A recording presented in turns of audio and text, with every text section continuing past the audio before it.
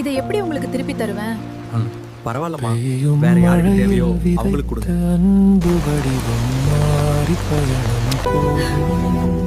அம்மா இத தேவைப்படுற ஒருவருக்கு கொடுத்துடுங்க. வெள்ளத்தில் படகாய் நீ கொடுத்தால் பாலைவனத்தில் ஒட்டகமாய் சேரும்.